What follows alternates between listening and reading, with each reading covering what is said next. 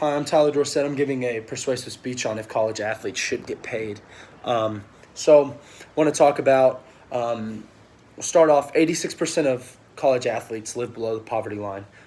They weren't blessed with a lot of money, so college wasn't always an option for them until sports came around. Um, Most of the college athletes get a lot of their tuition paid for. Um, Most all D1 schools give full ride scholarships. D2, D3, NAIA don't give scholarships. They do, but not full rides, so it's not everything's paid for. So the 3 points I'll be talking about today is athletes have tough schedules and don't allow them to have jobs and make money. Second point is athletes have put their entire life to the sport that they love, and it's only fair that it pays off for us at the end. And then my last point is how there's a big market for college sports. So we'll start off with athletes have tough schedules. Most of our athletes anywhere. I'll just reference football. Um, we're usually up 4 or 5 o'clock for workouts. After that, we go straight to breakfast. Then right from breakfast, we go to class all day. Then we're in study hall for usually an hour, hour and a half. And then after study hall, we go straight to meetings for an hour.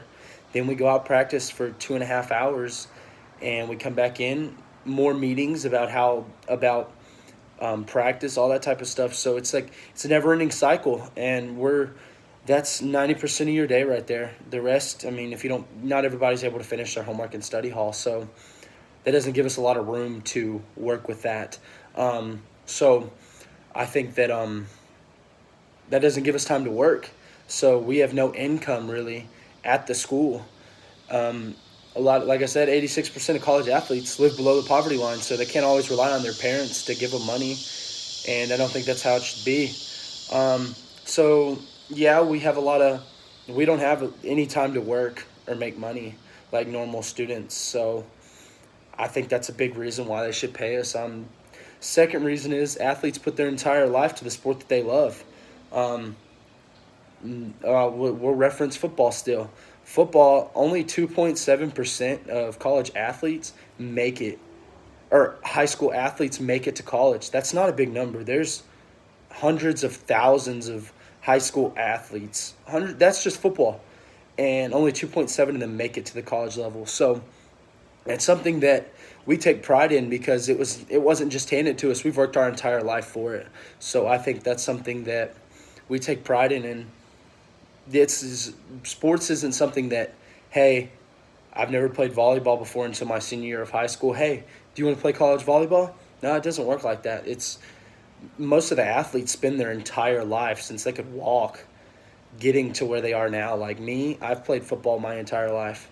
Flag football, little league, and then through high school, and I got to the college level. I was one of the few blessed, but it's not something that was just handed to us. We've worked our entire lives to get there, and I think that counts for something to where we should get somewhat benefit, because the only time you really get paid for sports is if you make it to the NFL or the NBA or anything like that.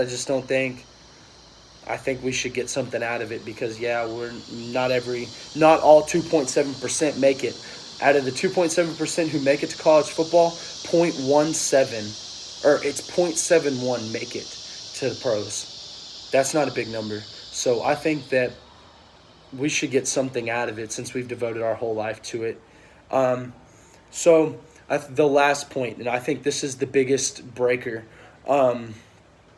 Football, like all sports, are a big market for a school.